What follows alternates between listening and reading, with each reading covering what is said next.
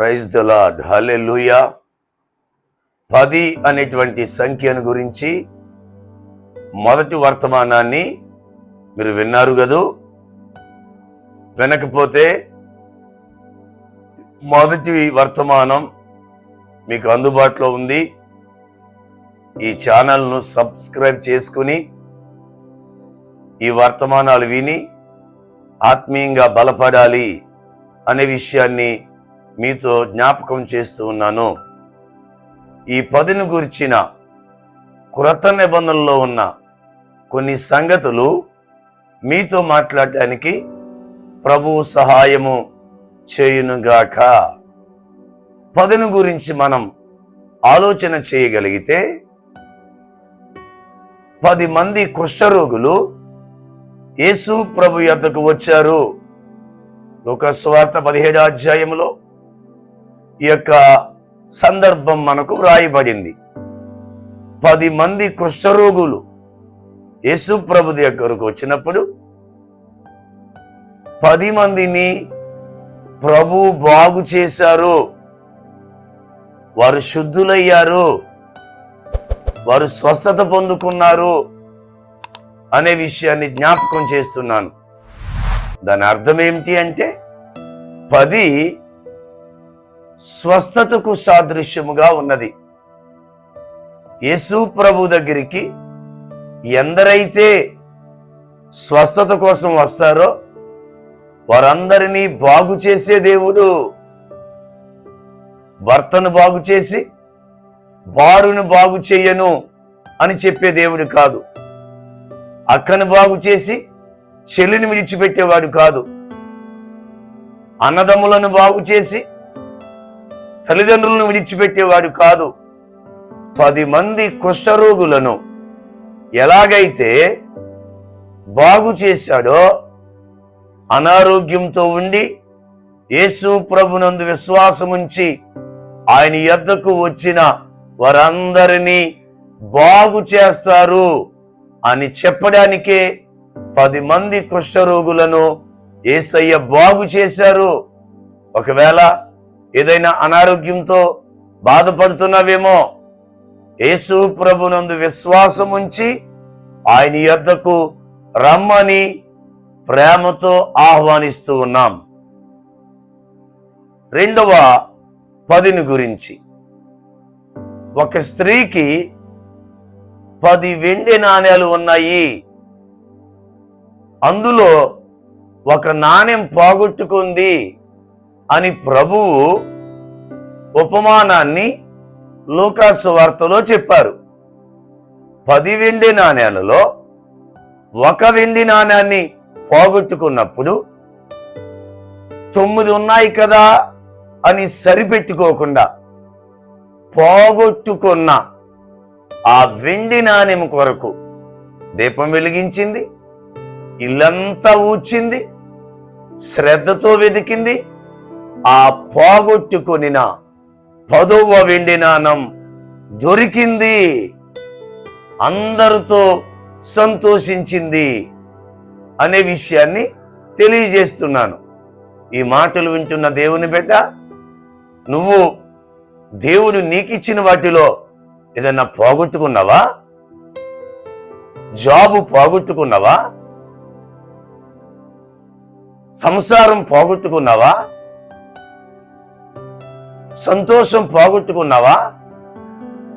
సమృద్ధిని పోగొట్టుకున్నావా? ప్రార్థన జీవితం పోగొట్టుకున్నావా? ఆత్మీయ జీవితం పోగొట్టుకున్నావా? పిల్లలను పోగొట్టుకున్నావా? నువ్వు ఏమి పోగొట్టుకున్నానో మరలా యేసు ప్రభు దగ్గరికి నువ్వు రాగలిగితే పోగొట్టుకున్న వాటిని ప్రభువునికి ఇవ్వడానికి ఇష్టపడుతున్నాడు అనే విషయాన్ని జ్ఞాపకం చేస్తున్నాను. 10 పోగొట్టుకున్నది దొరికిన దానికి సాదృశ్యముగా ఉంది. ప్రభువు నువ్వు పోగొట్టుకున్నది కూడా నీకు అనుగ్రహించునుగాక. మూడవది గుర్తుపెట్టుకోవాలి. మొదటిది జ్ఞాపకం చెయ్యాలి. 10 మంది కుష్ఠరోగులను ప్రభు బాగు చేశాడు. రెండవది, 10వ వెండి నాణం పోగొట్టుకుంటే మరలా శ్రద్ధగా వెదికి మరలా దాన్ని పొందుకుంది అనే విషయాన్ని జ్ఞాపకం చేస్తున్నాను. మూడవ విషయాన్ని 10 గురించి మాట్లాడుకుందాం. 10 మంది కన్యకలను గూర్చిన ఆ ఉపమానములో 5 బుద్ధి లేని వారు, 5 బుద్ధి గలవారు. 10 మంది ఒకే రకం డ్రెస్సులో ఉన్నారు. 10 మంది చేతుల్లో డ్యూటీలో, 10 మంది పెండ్లు కుమారుని ఎదుర్కోవడానికి వెళ్ళారు. 10 మంది నిద్రపోయారు. పెండ్లి కుమారుని వచ్చినప్పుడు 5 దీపాలు మాత్రమే వెలుగుతున్నాయి. ఎవరి దీపాలు వెలుగుతున్నాయో వారు మాత్రమే పెండ్లు కుమారునితో లోపలికి వెళ్ళిపోయారు. ఈ మాటలు వింటున్న దేవుని పిల్లలారా, ఆ 10 మందిలో బుద్ధి కలిగిన 5 నువ్వు ఉన్నావా? బుద్ధి లేని 5 ఉన్నావో ఆలోచించాలి. లోపలికి వెళ్ళిన బుద్ధి గలవారిలో నువ్వు ఉన్నావా? గుమ్మము దగ్గర విడిచిపెట్టబడిన బుద్ధి లేని వారి వలె ఉన్నావో ఆలోచించమని జ్ఞాపకం చేస్తున్నాను. మనం బుద్ధి లేని వారముగా ఉంటే, బుద్ధి లేని పనులు, బుద్ధి లేని మాటలు, బుద్ధి లేని ప్రవర్తన, బుద్ధి లేని సహవాసాలు అలా ఉంటే బుద్ధి లేని కన్యకలలో ఉన్న 5 సమానం. వాళ్ళు 10 మంది, కానీ 5 మాత్రమే లోపలికి వెళ్ళారు. ఈ మాటలు వింటున్న దేవుని పిల్లలారా, లోపలికి వెళ్ళడానికి కావలసిన సిద్ధపాటు ఉందా? లోపలికి వెళ్ళడానికి కావలసిన సంసిద్ధత కలిగి ఉన్నావా? ఆలోచించమని జ్ఞాపకం చేస్తున్నాను. ఈ మాటలు వింటున్న మనమందరము బుద్ధి లేని వారి వలె విడిచి పెట్టబడకుండా బుద్ధి కలిగిన వారి వలె రాకడ కొరకు సిద్ధపడాలి అని జ్ఞాపకం చేస్తున్నా. వాక్యం ఉండాలి, ప్రార్థన ఉండాలి, మారు మనసు ఉండాలి, బాప్తిస్మం ఉండాలి, ఆత్మను పొందాలి, పరిశుద్ధంగా బ్రతకాలి. ఇలా బ్రతికితే నువ్వు కూడా మొదటి 5 వలె పెండ్లి విందుకు వెళ్ళడానికి ప్రభువు నిన్ను తోడికెళ్తారు అనే విషయాన్ని జ్ఞాపకం చేస్తూ ఉన్నాను. ఇకపోతే చివరి విషయాన్ని జ్ఞాపకం చేసుకుందాం. మొదటిది జ్ఞాపకం చేసుకోండి, 10 మంది రోగులను బాగు చేశాడు. 10వ నాణెం దొరికింది. 10 మందిలో 5 లోపలికి వెళ్ళారు. 4వది, ప్రకటన గ్రంథంలో చెప్పిన మాట, 10 దినములు, 2వ అధ్యాయం 10వ వచనం, 10 దినములు శ్రమ కలుగును, మరణం వరకు నమ్మకముగా ఉండుము. ఈ విషయాన్ని వింటున్న దేవుని పిల్లారా, యేసు ప్రభువుని నమ్ముకున్న తర్వాత శ్రమలు వస్తాయి, కరువులు రావచ్చు, ఇబ్బందులు రావచ్చు, బలహీనతలు రావచ్చు. అవి వచ్చినవని ప్రభువుని విడిచిపెట్టొద్దు.